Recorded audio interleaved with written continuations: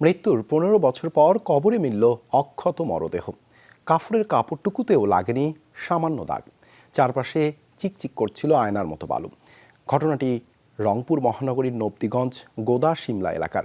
গ্যাসের সঞ্চালন লাইনের জন্য কবর স্থানান্তরের সময় এই বিরল ঘটনা এলাকায় চাঞ্চল্যের সৃষ্টি করে।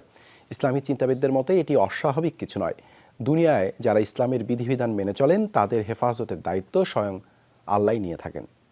আল্লাহ তাআলা তার পুরস্কার হিসেবে এটা দিয়েছেন এবং আল্লাহ তাআলা তো ঘোষণাই যে তাকে কিছুই স্পর্শ করবে না এবং কিয়ামত পর্যন্ত তাকে কোনো স্পর্শ করবে না। সে আল্লাহ তাআলা বলছে তাকে তো এই ধরনের মানুষগুলোকে তো আল্লাহ তাআলা তো কবরেও তো রেজেক্ট দিই। এ খবর ছড়িয়ে পড়লে সেখানে ভিড় জমান স্থানীয়রা। তারা জানান অত্যন্ত পরহেজগার মানুষ ছিলেন আব্দুস সামাদ। এলাকার সবথেকে জনহিতকর মানুষ হিসেবেও খ্যাতি ছিল তার।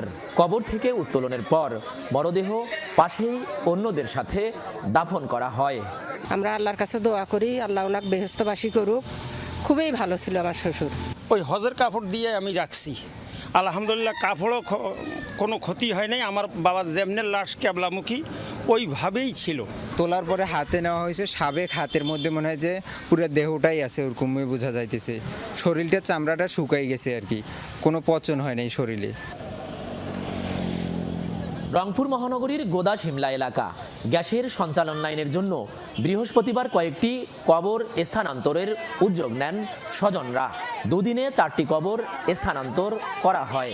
তবে অন্য আরেকটি কবর খুঁড়তেই ঘটে আশ্চর্যজনক ঘটনা। দেখা গেল অক্ষত অবস্থায় ধবধবে সাদা কাপড়ে মোড়ানো আছে লাশ।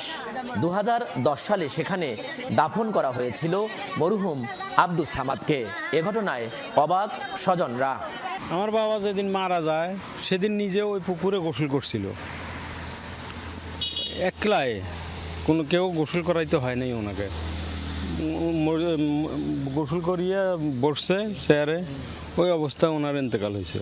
হাড্ডির মধ্যে যায় যখন হয় তখন মাটি ধরে, কিন্তু আমার আব্বার অক্ষত অবস্থায় কাপড়ও স্পর্শ করে নাই। ততই খুঁড়ি ততই দেখি এত পরিষ্কার, একেবারে নিকুত হাত দেখা যায়, পা দেখা যায়, যেভাবে সবাই রাখছি ওইভাবেই। এ ধরনের ঘটনা অস্বাভাবিক নয় বলছেন ইসলামী চিন্তাবিদরা। জানান যারা দুনিয়াতে সবকিছু ভুলে ইসলামের পথে চলেন তাদের সম্পূর্ণ দায়িত্ব স্বয়ং আল্লাহ তাআলার দিয়ে থাকেন। 123 বছর বয়সে নিজ বাড়িতে ইন্তেকাল করেছিলেন আব্দুস সামাদ। পেশায় কৃষিকাজের সাথে জড়িত ছিলেন।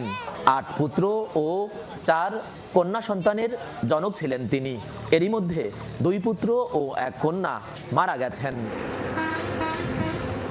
সরকার, মাজহারুল মান্নান, যমুনা নিউজ, রংপুর।